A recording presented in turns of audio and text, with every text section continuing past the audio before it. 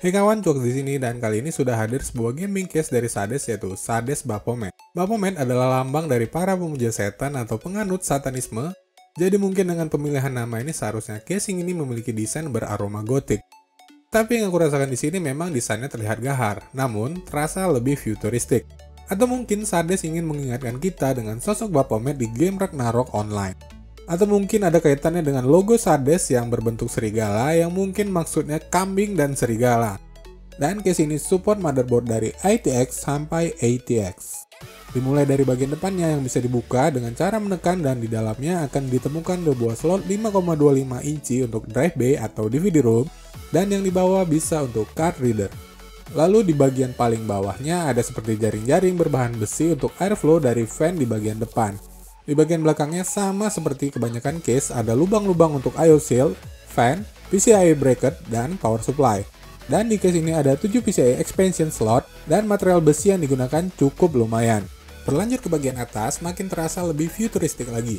Ada jaring-jaring yang lebih luas untuk airflow fan di atasnya. Dan ada cover untuk front panel acrylic yang ada logo Sades-nya. Cover ini memang menambah ketampanan dari case ini, tapi sayangnya tidak ada sistem pengait. Jadi kalau membukanya ya harus diangkat atau digeser. Hal-hal seperti ini bisa membuat cover acrylic ini gampang hilang nantinya.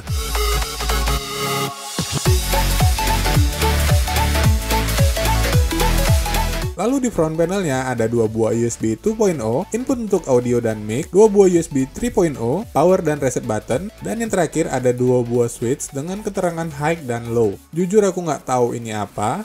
Case ini nggak menyertakan manual ataupun petunjuk bahkan di situsnya sendiri. Tapi kalau aku tebak, kedua switch ini adalah switch untuk mengontrol kecepatan dari fan casing. Dan yang terakhir di sudut lainnya ada dock untuk hard disk atau hard drive lainnya. Fitur side window memang sudah menjadi sebuah keharusan saat ini. Akan tetapi sangat disayangkan di acrylic window-nya di print logo Sades yang cukup besar. Karena tentunya side window transparent itu gunanya agar kita bisa ngintip-ngintip keindahan dari case kita. Tetapi tentu aja logo serigala Sades ini akan menghalangi view ke dalam case. Dan sekedar kritik kecil aja buat Sades, bahwasannya nggak semua orang suka dengan logo Sades, dan nggak semua orang beranggapan bahwa logo Sades itu keren termasuk aku sendiri.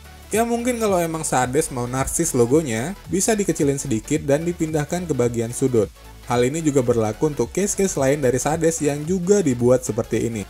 Berpindah ke bagian sarang ularnya, Sades memberikan sentuhan menonjol untuk membantu kabel manajemen biar lebih gampang ditutup dan kabel-kabel nggak kejepit. Saat dibuka terlihat bahwa case ini tidak punya ruangan yang cukup lega. Oleh karena itu hal ini dibantu dengan desain menonjol dari penutupnya. Tetapi yang aku suka terlihat ada banyak besi untuk mengaitkan kabel. Jadi walau sempit kabel-kabelnya nanti bisa lebih rapi dan banyak lubang-lubang agar lebih mudah mengatur alur-alur dari kabel.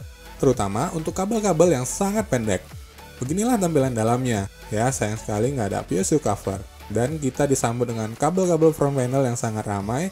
Dan case ini bisa menampung graphic card dengan panjang hingga 30 cm. Di bagian belakang ada sebuah fan 12 cm dengan LED berwarna biru. Dengan aksen transparan yang bikin jadi kurang nyambung. Entah kenapa Sades nggak ngasih aja fan dengan aksen warna hitam dan biru pada kipasnya. Ada 3 buah bracket dari plastik yang cukup solid untuk SSD yang bisa dibuka dengan menekan lalu menariknya. Pada kardusnya, case ini tertera bahwa ada 4 buah slot untuk SSD. Tetapi setelah dicari-cari, ternyata yang satu lagi ada di bawah case. Posisi ini sangat tepat berada di depan power supply nantinya. Jadi sedikit aneh karena nantinya kalau letakin SSD di sini bakal buat SSD tertimbun oleh kabel-kabel power supply yang bejibun. Ya cukup aneh, tapi sepertinya slot keempat ini nggak bakal pernah dipakai mengingat sudah ada 3 slot lain yang lebih layak untuk dipakai. Dan lebih ke bawah lagi ada 4 buah bracket untuk hard disk yang cara membukanya sama dengan SSD. Untuk membuka bagian depan dari case ini, skrup pada bagian depan yang ada di tengah kiri dan kanan harus dibuka terlebih dahulu. Setelah skrup dibuka, kalian bisa menarik dari lubang di bagian bawah depan pada case ini. Begitu dibuka, langsung terlihat ada 1 buah fan yang sama dengan yang ada di bagian belakang. Jadi case ini memberikan 2 buah fan. Dan disayangkan di bagian depannya nggak disertakan dust filter untuk menyaring debu dari bagian depan. Di bagian atas depan ada 2 buah slot untuk drive bay. Lalu lebih ke bawah lagi ada 2 slot untuk 2 buah fan berukuran 12 cm. Setelah membuka case bagian depan, barulah case bagian atas bisa dibuka dengan mendorongnya ke arah depan. Di bagian atasnya bisa dilihat ada 2 slot lagi untuk 2 buah fan 12 cm. Jadi totalnya case ini bisa menampung sampai 5 buah fan. Lalu berlanjut ke bagian bawah, ada 4 buah kaki-kaki berbahan plastik yang diklaim bisa memberikan grounding listrik yang baik. Kaki-kaki tersebut dilapisi oleh rubber untuk menjaga grip dari case ini agar tidak gampang bergeser.